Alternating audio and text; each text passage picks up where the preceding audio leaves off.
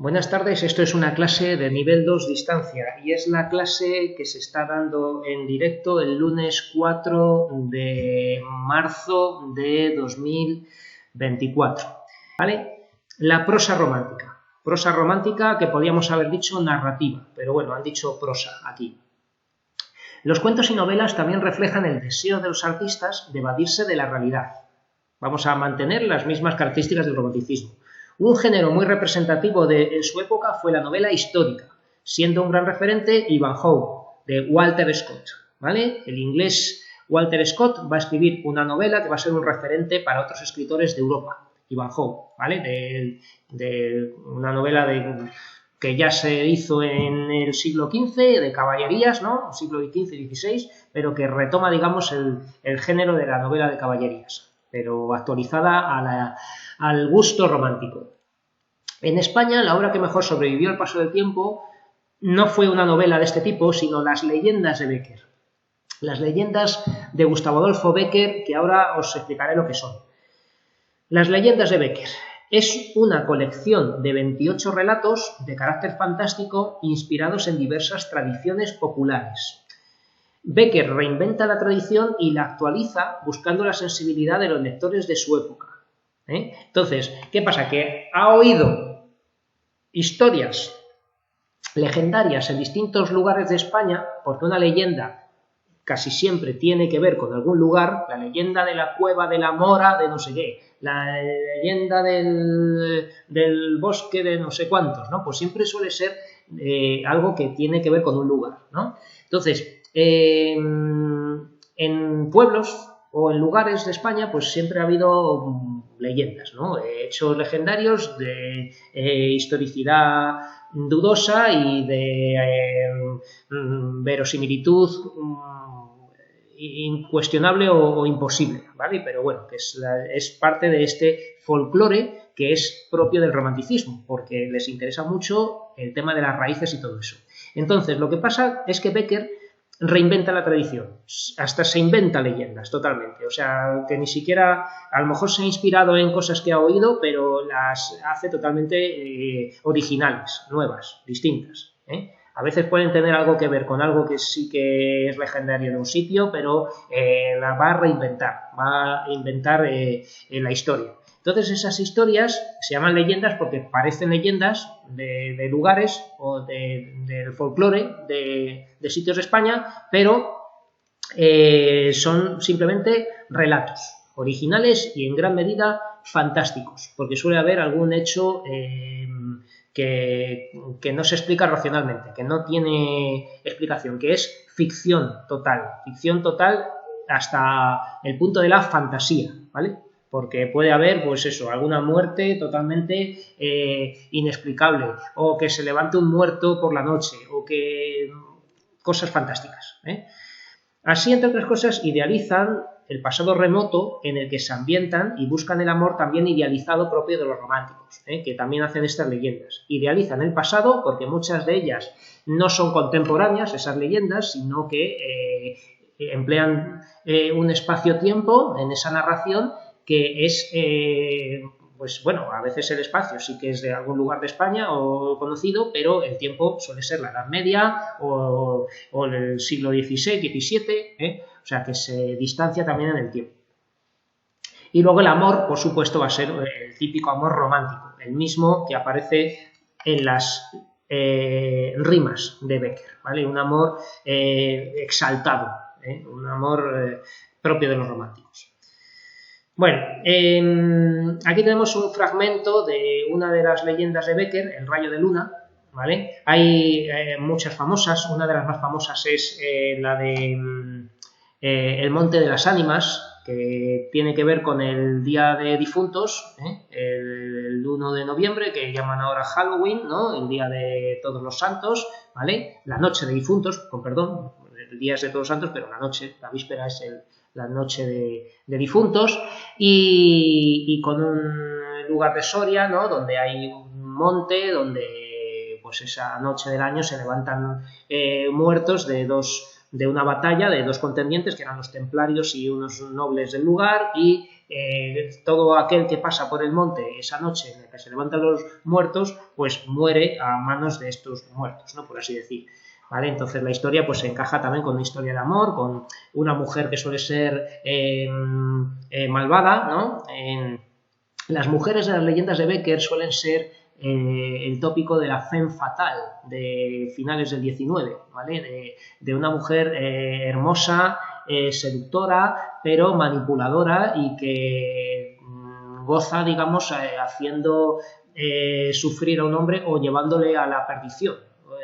Digamos, ese estereotipo de mujer de finales del 19, ¿no? Entonces, en muchas leyendas de Becker tenemos mujeres protagonistas femeninas, ¿no? Personajes femeninos que son, pues estas, pues por ejemplo, la de la Jorca de Oro, ¿no? Que hay una mujer que ve que en la Catedral de Toledo hay una virgen que tiene una pulsera de oro y ella la quiere para llevarla, ¿no? Y le pide a un hombre que está enamorado de ella que para demostrar su amor o lo que sea, pues que vaya por la noche, se meta en la catedral, le robe la jorca a la Virgen, nada menos, y se la dé, ¿no? Entonces, ¿qué va a pasar? Porque en ese cuento, pues ese hombre aparece por la mañana cuando entra el cura, lo encuentran fulminado por un rayo o algo así, ¿no? Porque, claro, eso se mueven las fuerzas sobrenaturales, como pues esa idea tan inmoral, ¿no? Deleznable de quitarle una joya a una escultura de la Virgen, pues eso pues no puede ser, ¿no? Entonces, bueno, el caso es que luego están los ojos verdes también, que es una ninfa de un bosque, ¿no? Que hay una leyenda que todos los caballeros que entran en ese bosque y llegan a esa charca con esa fuente donde está bañándose la ninfa de ojos verdes, pues que se enamoran de ella perdidamente, pero nunca salen de allí, que mueren inmediatamente, ¿no? Y bueno, pues así va el cuento y claro, pues efectivamente pues alguien se encuentra con ella, se enamora y se cae o se tira, digamos, a la charca donde está ella y muere ahogado pero enamorado, ¿no? O sea, que son mujeres que llevan a la perdición a los hombres en Becker, en muchos casos, ¿eh? En este cuento no, el rayo de luna es simplemente el enamoramiento de algo idealizado totalmente, hasta el extremo, porque trata de un personaje que está tan distraído, tan ausente de la realidad, ¿no? tan lleno de pájaros, de historias, ¿no? Que tiene la cabeza llena de pájaros, que está el hombre totalmente desligado de la realidad, que buscando el amor y buscando la mujer perfecta, ocurre una noche que ve entre unas calles o en la calle o en el exterior, con alguna niebla vaporosa y tal, cierta luz de luna que proyecta un rayo que durante un instante, una fracción de segundo, parece una mujer, ¿no? de esa blancura de ese rayo de luna con ese vapor nocturno, o simplemente pues que cree ver una mujer con un rayo de luna en una noche. Entonces se va a enamorar perdidamente, va a buscarla, va a perseguirla, bueno, en fin, pues eso, el extremo de la idealización del amor, ¿no? Entonces vemos un poco cómo es el personaje aquí con este fragmento sacado de un libro de texto de Vicens Vives, ¿vale? De esta editorial, que dice así: ¿dónde está Manrique?, preguntaba a veces su madre. No sabemos, respondían sus servidores, ¿vale? Porque eso está ambientado en la Edad Media, ¿no? Tiene lacayos, tiene criados. ¿Acaso estará en el claustro del monasterio de la Peña, sentado al borde de una tumba, o en el puente, mirando correr unas tras otras las olas del río por debajo de sus arcos, o acurrucado en la quiebra de una roca y entretenido en contar las estrellas del cielo, ¿no? Los demás ya ven que es así. Entonces estamos viendo una etopeya, una descripción del personaje a través de la intervención de los diálogos en estilo directo de otros personajes, ¿vale? Otros personajes están describiéndonos esto y nosotros como lectores vemos cómo es, ¿no? De distraído. Manrique amaba la soledad porque en su seno, ahora ya es el narrador el que nos lo cuenta, Manrique amaba la soledad porque en su seno, dando rienda suelta a la imaginación, forjaba un mundo fantástico. En las nubes, en el aire, en el fondo de los bosques, en las grietas de las peñas, imaginaba percibir formas o escuchar sonidos misteriosos, formas de seres sobrenaturales, palabras ininteligibles que no podía comprender. O sea, estaba pues hasta escuchando las piedras. O sea, ese hombre pues estaba de psiquiátrico, ¿no? De ir al psiquiatra, pero claro, en esta época no había hospitales de este tipo, o si los había, pues bueno, en todo caso esto es un personaje literario, no le vamos a condenar más. Amar, había nacido para soñar el amor, no para sentirlo. Amaba a todas las mujeres un instante, a esta porque era rubia, a aquella porque tenía los labios rojos, a la otra porque se cimbreaba al andar, ¿no? Se contoneaba, ¿no? Y, claro. Entonces, bueno, pues el amor lo tenía también idealizado y claro, se enamoraba de todas las mujeres, pero un instante de cada una, ¿no? Como esta, ahora esta, ¿no?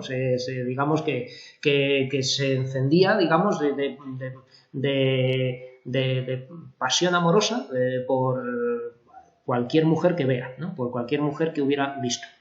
Algunas veces llegaba su delirio hasta el punto de quedarse una noche entera mirando a la luna o a las estrellas que temblaban a lo lejos, ¿vale? O sea, que estaba siempre absorto, estaba, pues eso, distraído, obnubilado, etcétera, ¿vale? Bueno, aquí tenemos un par de palabras, por si no lo sabéis. Ininteligible significa imposible de entender, ¿vale? Tenemos palabras ininteligibles, ¿no? Y luego cimbrarse, que es contonearse o mecerse. Y me llama mucho la atención la pregunta 48 que dice: la búsqueda del amor ideal es otro de sus temas preferidos. ¿Se enamora realmente Manrique? ¿Cuánto le dura el enamoramiento? Claro, ya que obviamente hay que decir que no y que le dura muy poco, ¿no? Cada vez que pasa alguien que le gusta, pues le va, o sea, se olvida del anterior, ¿no? Y se enamora de esa o luego, en fin. Bueno, en todo caso, pues es interesante el enfoque al personaje, los tópicos del romanticismo, ¿no? Que tenemos aquí, la noche, que es un escenario típico de esto, ¿no? La naturaleza, la presencia de la naturaleza, los personajes que evaden la realidad, la evasión de la realidad, ¿no? En fin. Bueno, y ahora sí que vamos a la novela histórica, que también hubo en España, ¿vale? Aparte de las leyendas de Bécquer, que son relatos, narraciones más o menos cortas, ¿no? De 20 o 30 páginas, como mucho, recopiladas en ese libro que es Leyendas, ¿no? Y nosotros lo podemos ver en el libro Rimas y Leyendas, porque siempre está editado con las dos cosas juntas, ¿vale? Bécquer no tiene apenas una obra literaria, tiene Rimas y Leyendas, Cartas desde mi celda y poco más, ¿no? Entonces, su mayor obra está concentrada en un libro de poesía y prosa que aparecen en la misma edición actualmente, pero que en principio eran dos obras separadas: Rimas, que era poesía, y Leyendas, que era prosa. Entonces ya hemos visto algo de la parte en prosa de Leyendas. Novela histórica. ¿Qué novela histórica tenemos en el romanticismo español destacable? Bueno, pues tenemos un autor que es Enrique Gil y Carrasco, y esto suele ser también típica pregunta de examen, porque suelo poner una pregunta de relacionar autores y obras, ¿vale? Pongo una columna de autores, otra de obras, entonces suelo poner porque no hay muchos de novela, entonces, bueno. Tenemos la novela El señor de Bembibre. Bembibre es una ciudad de León, ¿vale? Podéis ver los carteles por la carretera si vais a Ponferrada y esa zona, ¿vale? El señor de Bembibre, que es una novela ambientada en los últimos momentos de los caballeros templarios en España. Los caballeros templarios fueron una orden religiosa, ¿no? Que estaba sustentada por el Papa y por la corona francesa, sobre todo, ¿no?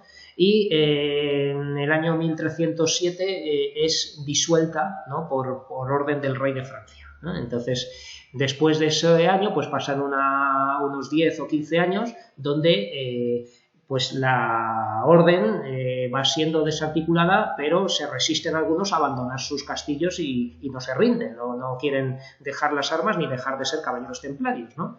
Entonces, en esta situación, en España, en León, pues este autor representa una historia que tiene que ver,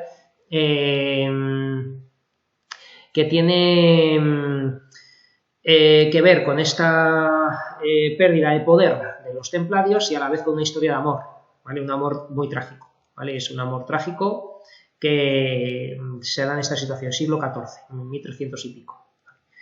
Y otro autor que escribe novela histórica muy importante es el propio Larra, que lo conocemos por los artículos que voy a decir a continuación, pero Mariano José de Larra escribió esta novela que se llama El doncel de don Enrique el Doliente, ¿vale? A ver si lo escribís bien. Fijaos que don en principio no se escribe con mayúscula, ¿eh?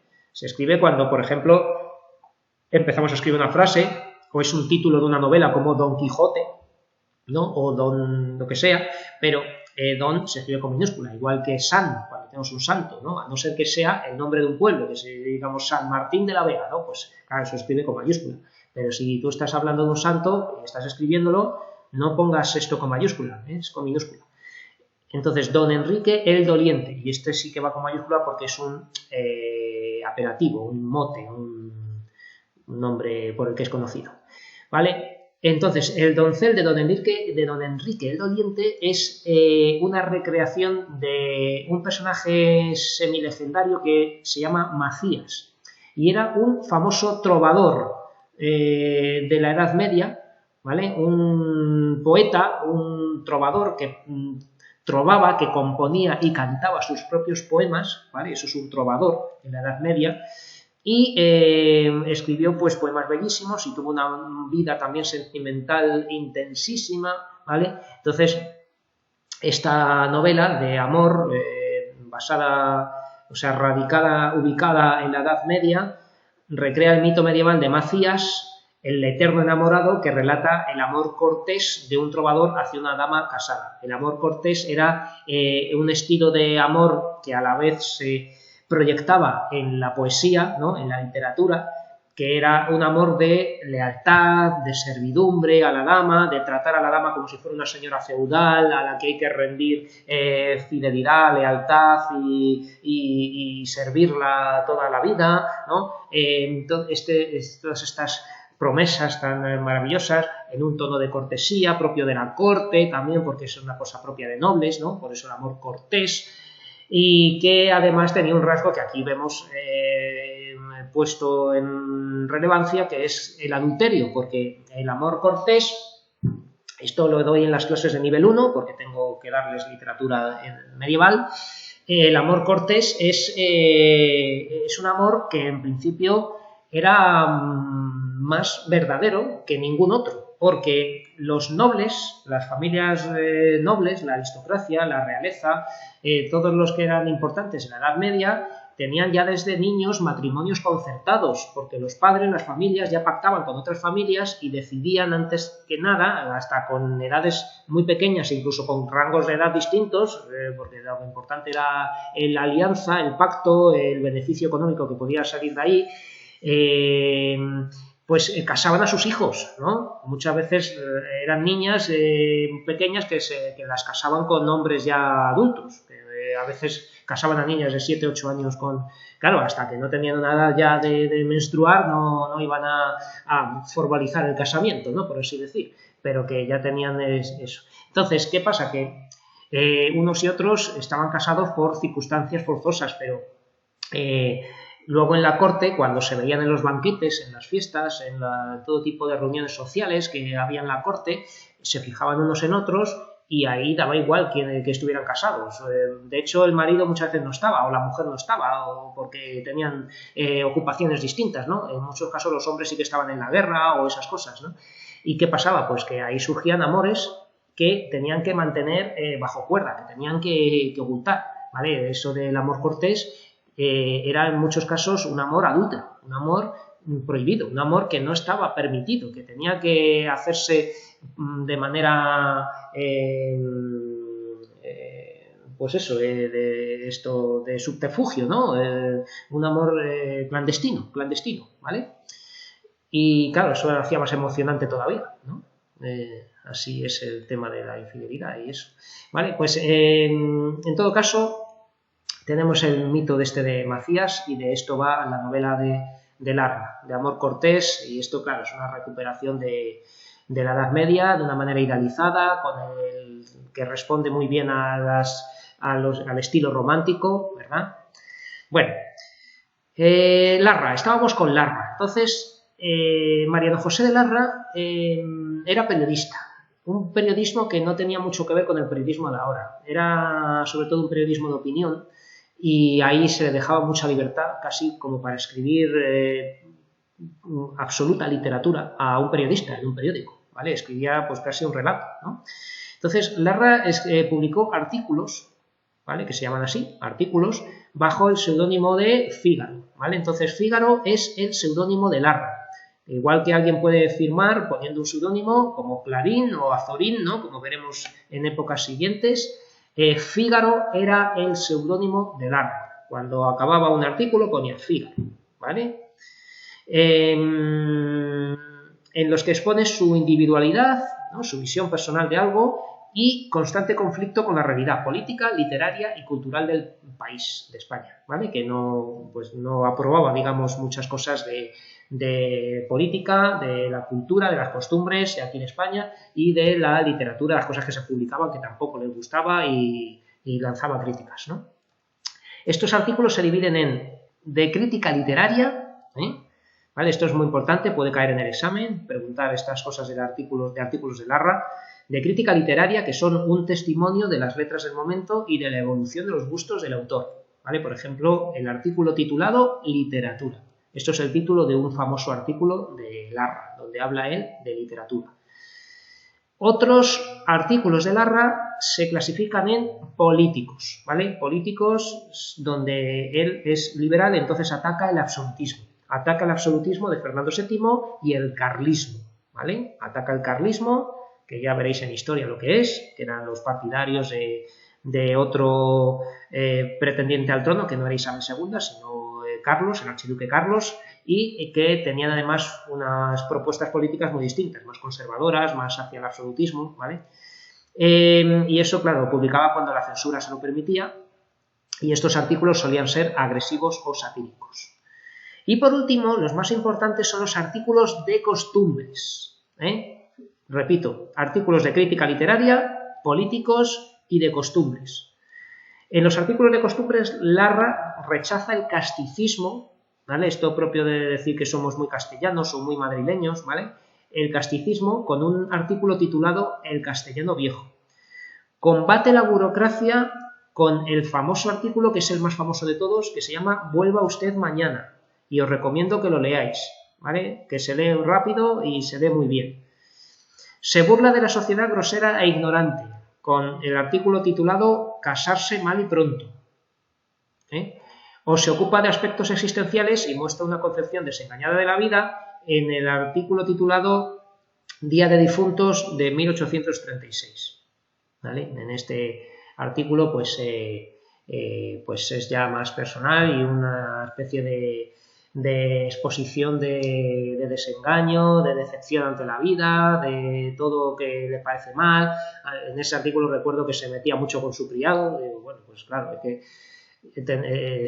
veía a su criado como alguien pues muy simple, muy tonto, pero claro, habría que ver en la realidad, pues no tengas un criado, ¿no? Háztelo tú, límpiate tú los zapatos, vete tú a la compra, ¿vale? Pero propio de la época era siempre tener un criado, ¿vale? Alguien que te hace las cosas y tú le pagas, ¿no? Como el que tiene ahora siempre alguien que le limpia la casa, los que lo tengáis. Bueno, es importante conocer la trágica vida sentimental de Larra, y en 3 líneas os lo digo. Se casó con 20 años, pero al poco conoció a una mujer llamada Dolores Armijo, que se convirtió en su amante. Entonces, casados cada uno, ella casada y él casado también, fueron amantes durante un tiempo, hasta que llegó el momento en que acordaron separarse cada uno de su pareja y fugarse, porque estaban enamorados. ¿Y qué pasó? Que el día que ya tenían todo preparado y Larra dejó a su mujer, ¿no? Con todo lo que eso implicaba, ¿no? El romper un matrimonio y tal, no sé si tenía un hijo, una hija, bueno, yo no sé. O sea que dejó a su mujer y ¿qué pasó? Que lo que le llegó fue un paquete con las cartas que él le había enviado a ella, que se las devolvía y que no apareció. Entonces ella no cumplió con el acuerdo de separarse cada uno de su pareja, y él se encontró que había perdido a su mujer porque la había dejado, Armando la que armó, se había quedado sin amante porque le había devuelto las cartas y eso significaba que no quería saber nada más de él. ¿Y qué hizo Larra? Pues hizo como romántico llevado al extremo, como era un joven también de 20 y tantos o 30 años, porque era joven, Larra, una vez abajo de su casa, subió otra vez a casa, se puso delante del espejo, cogió una pistola y se disparó en la cabeza, ¿vale? Se suicidó pegándose un tiro, se dice que fue delante de un espejo, etc. Y hoy en día podéis buscar el portal de la casa que está en Madrid, y os invito a que busquéis en internet, lo investiguéis, y un día que vayáis por ahí, pues veáis el portal donde Larra pues pasó los últimos minutos de su vida, porque luego subió a casa, la casa ya no está, desde luego, eso es un piso que habrá sido reformado del todo y es de alguien, pero que Larra pues estuvo allí, el portal se mantiene. Bueno, vamos a cuadros de costumbres, que es otro género literario muy importante del romanticismo. Cuadros de costumbres, se llaman así, ¿vale? También, o género costumbrista, y esto es un término, una palabra que tenéis que saber, porque en la siguiente etapa, en el realismo, también lo vamos a mencionar. Se trata de descripciones de los modos de vivir en ambientes populares y sus personajes tipo más habituales, ¿vale? Son básicamente descripciones, pero con personajes cuya acción no importa mucho. Lo que importa es el personaje tipo, el personaje que queda representado ahí, ¿no? Pues, por ejemplo, un majo, una maja, un chispero, no sé, tipo de personajes que quedan retratados con estos relatos tan descriptivos, donde se representa como si fuera un documental o una cámara de fotos, una cámara de vídeo ahí, cómo es la vida en la calle de Madrid, por ejemplo, ¿vale? Entonces, esos son cuadros de costumbres. También eso se hace con intención romántica de exaltar el folclore y las raíces de un cierto lugar, ¿vale? Porque dicen, qué bonito es esto que tenemos, que no se tiene que perder, que esto que tenemos es muy propio de nosotros y es nuestra identidad, nuestra cultura, nuestra identidad, ¿no? Todo esto del romanticismo que fomenta los nacionalismos, hasta el punto de localismos como estos, ¿no? De cantonalismo casi, por así decir, ¿vale? Porque vemos que se exalta los rasgos propios de identidad de cada pueblo, cada lugar, con este género que son los cuadros de costumbres, ¿vale? Entonces, será una alabanza de los elementos tradicionales y de lo castizo, considerados representativos del carácter nacional y de lo autóctono, ¿vale? Es representativo de lo nacional y lo autóctono. Este género será un puente, y esto es muy importante, hacia los siguientes movimientos literarios, el realismo y el naturalismo. Vamos a tener novela que va a querer ser fiel a la realidad, a diferencia de la romántica que se quiere evadir de ella, ¿no? Idealizando el amor, idealizando la Edad Media, idealizando lo que sea, pues vamos a tener una novela que va a querer ser desidealizada, realista, ¿no? Como dice el nombre, en principio, ¿vale? Y el naturalismo, que es una variante del realismo. Entonces, estos géneros, o sea, estos movimientos, el movimiento del realismo y el naturalismo, va a tener un nexo de unión con el romanticismo, con esto, con los cuadros de costumbres, porque representar tan minuciosamente personajes, ambientes, paisajes, edificios, calles, parques, lugares, interacciones entre personajes, todas estas cosas, es un ensayo de representar la realidad muy útil para la novela realista, ¿vale? Entonces, digo aquí que estas descripciones y personajes del realismo y naturalismo serán a menudo deudoras, ¿no?, de los cuadros de costumbres románticos, ¿vale? O sea, que es que estas descripciones y esta presentación minuciosa de elementos del decorado y de los personajes del realismo ya venía de esto, de los cuadros de costumbres del romanticismo. Bueno, yo creo que lo habéis entendido, y si no leéis esto, que lo pone aquí. Entonces, ¿qué autores tenemos? Pues supongo que habría muchos, pero aquí tenemos los dos más famosos o los más importantes, que son estos dos.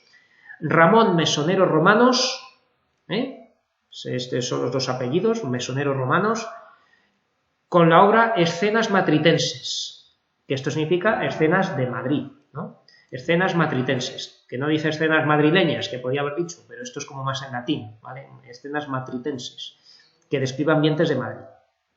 Y luego, en la misma línea, tenemos a Serafín Estébanez Calderón, que escribió Escenas andaluzas, ¿vale? No confundáis, si buscáis figuras retóricas en internet, ¿no? Hay un autor que escribió un buenísimo diccionario de figuras retóricas que se llama Demetrio Estébanez Calderón, y no tiene nada que ver, ¿vale? Serafín Estébanez Calderón es el autor del siglo XIX que escribió Escenas andaluzas, ¿vale? Entonces, estos dos os los tenéis que saber también. Ramón Mesonero Romanos, Escenas matritenses. Serafín Estébanez Calderón, Escenas andaluzas.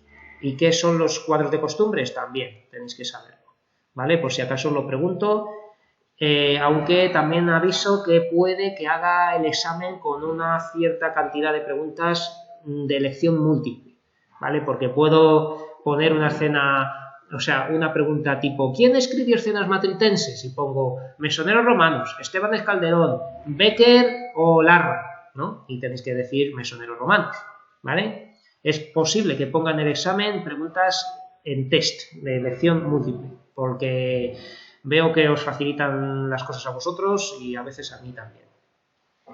Bueno, y ya entramos en el teatro. Teatro romántico.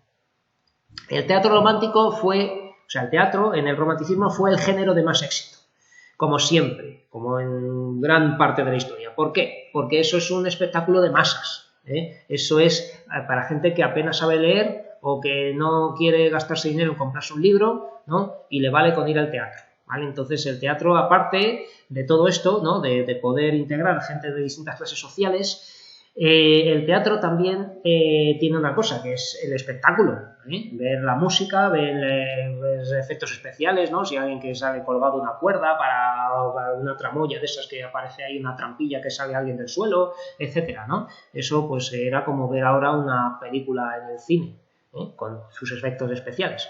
Entonces, el teatro fue el género de más éxito por todo esto y se caracteriza por lo siguiente. La libertad al rechazar la regla de las 3 unidades que se impuso en el teatro neoclásico. En el teatro del neoclasicismo, de finales del siglo XVIII, en España, pues teníamos las famosas 3 unidades de acción, lugar y tiempo, que tenía que ser una sola trama, que no se mezclasen historias, que fuese en un solo lugar toda la obra, pues por ejemplo el salón de una casa o una cantina, un restaurante o algo así, y de tiempo, que tenía que ser en máximo 24 horas. Estos eran las 3 unidades clásicas del teatro clásico, del teatro grecorromano, ¿vale? Estas unidades pues se retomaron en el neoclasicismo por eso de imitar lo clásico, que ya vieron que era una tontería, porque eso ya lo había hecho en el barroco Lope de Vega, Calderón de la Barca y todos los autores de teatro del barroco ya habían roto esa norma, ¿no? Entonces ahora, como si quisieran descubrirnos el Mediterráneo, como si quisieran enseñarnos ahora algo que no esto, pues se rompe la norma de las 3 unidades, cosa que ya se había hecho antes, pero bueno, era como pues lo que tiene, imitar el estilo francés, que era lo de las 3 unidades cuando vino la Ilustración, el neoclasicismo, y ahora volver atrás, que en el fondo es adelante, porque esto de jugar a romper las normas en el teatro está muy bien, para poder sacarle más jugo a la historia, ¿no? Mezclar historias, que pase la historia a lo largo de años o de tiempo y que haya saltos en el tiempo, que podamos correr el telón, poner otro escenario y ver que ahora tenemos acción en otro lugar distinto del anterior, pues esto enriquece el teatro, no esta cosa de las 3 unidades que es una tontería. Bueno, las obras mezclan lo trágico y lo cómico y la prosa con el verso para representar las múltiples posibilidades del género dramático. Claro, esto también es algo novedoso. No se podía mezclar lo trágico y lo cómico antes, ¿no? Con esto de imitar el teatro clásico, neoclásico, pero ahora en el romanticismo sí, se puede mezclar lo trágico y lo cómico. Y también se va a mezclar incluso prosa con el verso, en alguna obra de teatro, como por ejemplo la de Don Álvaro La fuerza del sino, del Duque de Rivas. Bueno, voy corriendo. La escenografía es muy importante y ayuda a intensificar el clima trágico o el ambiente de misterio de las obras teatrales. La escenografía es muy importante porque ponen pues eso, del decorado, de luz, de sonido, todo aquello. Y hay muchas escenas nocturnas, que es propio del romanticismo.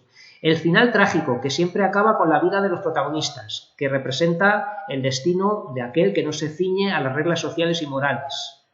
El final trágico es también típico del romanticismo. Abundan los asesinatos y los suicidios en el teatro romántico. Y el objetivo es conmover, no adoctrinar, no enseñar. No, nada más que busca la emoción. No es un teatro que vaya a enseñar nada, no es didáctico. ¿Vale? Esto es una pregunta que suelo hacer en el examen. Si era didáctico el teatro del romanticismo. O pongo una pregunta en test y me decís sí o no o algo así, ¿vale? El teatro romántico no trata de adoctrinar ni de enseñar, busca conmover, emocionar al público. Es lo contrario de la comedia neoclásica. Bueno, y llegamos a Don Juan Tenorio de José Zorrilla. Don Juan Tenorio, esta obra se inspira en el famoso personaje de Don Juan, que ya estaba inventado de siglo y medio o 2 siglos antes, de la obra de Tirso de Molina, El burlador de Sevilla. Entonces esto suele ser otra pregunta que os pongo en el examen. ¿En qué obra anterior se basa Don Juan Tenorio de José Zorrilla? ¿No? Y pues os pongo a lo mejor pues 4 obras y una de ellas es El burlador de Sevilla de Tirso de Molina. ¿Vale? Entonces, que sepáis que esto no es original de José Zorrilla, sino que el personaje del famoso seductor, del Don Juan, que va burlando mujeres, que las seduce y luego las abandona y luego por el camino va matando gente, pues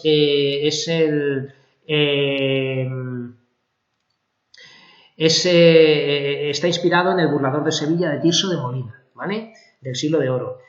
Pero cambia el final de la obra proponiendo que el amor puede cambiar a las personas, como ocurre en su novedoso final. Entonces, ¿qué pasa? Pues que este Don Juan sigue siendo un canalla y todo eso al principio, pero en esta obra, en Don Juan Tenorio de Zorrilla, Don Juan se enamora realmente de Doña Inés, que es una monja, una novicia, y esto pues le salva al final, porque también por intervención divina, digamos que hay unas estatuas, sobre todo la estatua del padre de Doña Inés, que él había matado sin querer, pero lo había matado al padre de la mujer que amaba. Este padre, convertido en estatua en un cementerio, al final va a matar a Don Juan, se lo va a llevar al infierno, ¿no? Bueno, realmente lo matan otros, pero digamos que se lleva su alma, se la va a querer llevar su alma al infierno.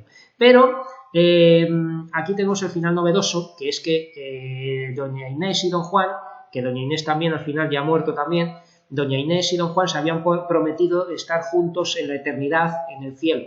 Entonces, gracias a esa promesa, se salva su alma, digamos. Don Juan, cuando va a ir al infierno llevado por los demonios, es salvado por Doña Inés, que le toma de la mano con efectos especiales del teatro y tal, esas cosas, ¿no? Y se lo lleva al cielo con ella, ¿vale? Entonces ese es el final novedoso. Los rasgos son rasgos románticos: la libertad, la rebeldía, tenemos este personaje, el amor, la evasión en el tiempo y en el espacio e incluso en la realidad, ya que hay elementos sobrenaturales. El dominio del verso es magistral en Zorrilla, o sea, es un poeta fabuloso. Y por último, otra obra de teatro muy importante que debéis conocer es Don Álvaro o la fuerza del Sino. Se titula así y el título tenéis que escribir bien, ¿vale? Don Álvaro o la fuerza del Sino, del Duque de Rivas.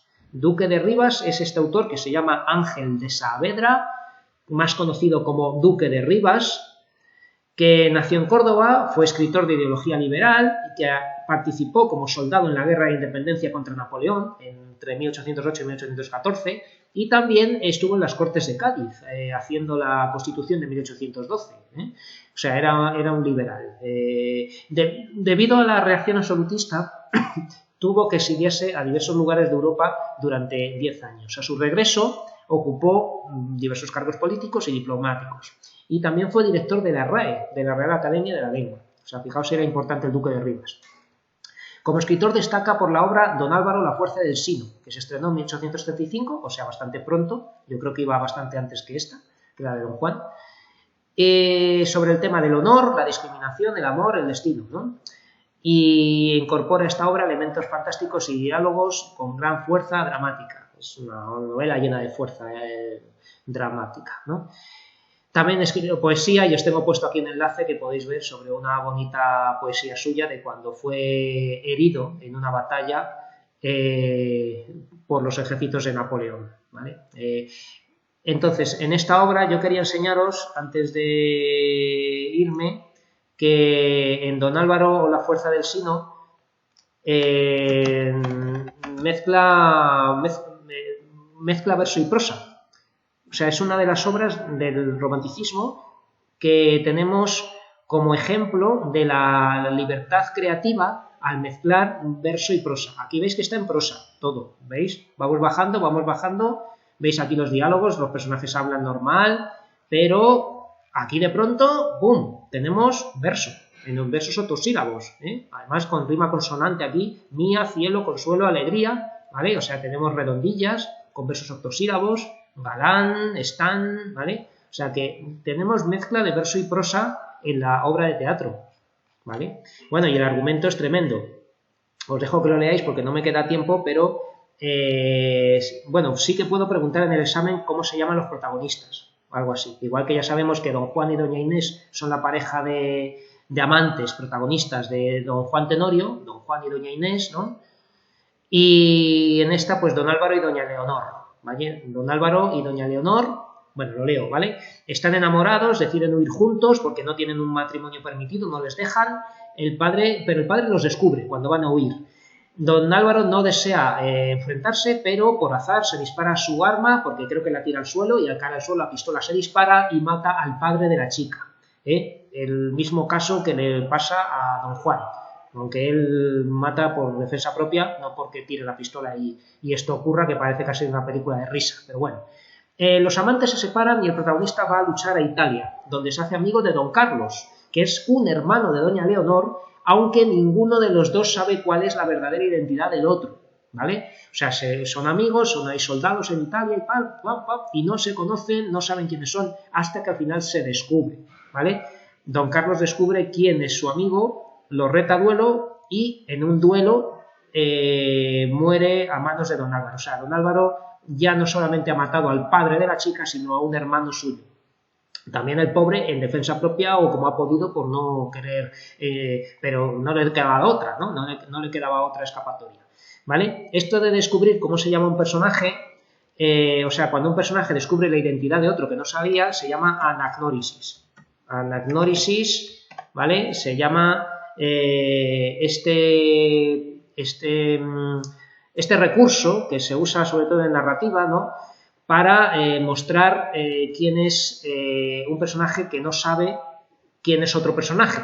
Y en ese momento de descubrimiento, ¿no?, anagnórisis tiene la base de agnes, que significa inocencia, ¿vale?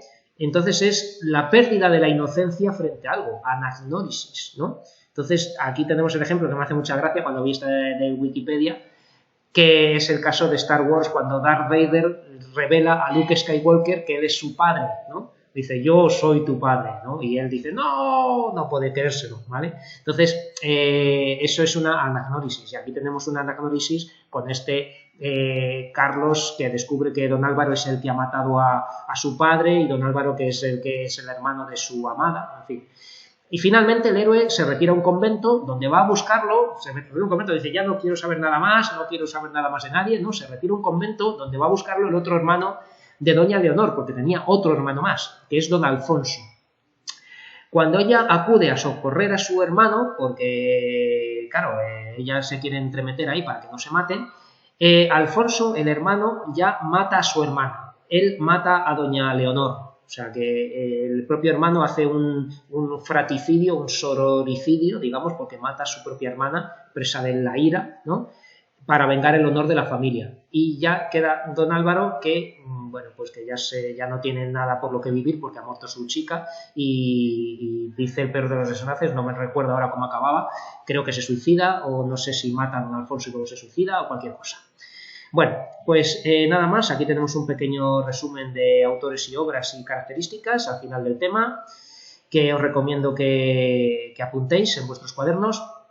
Y con esto acabo esta grabación y esta clase. Ahora, cuando pare, me podéis preguntar algo en un minuto porque ya son las 5. Hasta luego.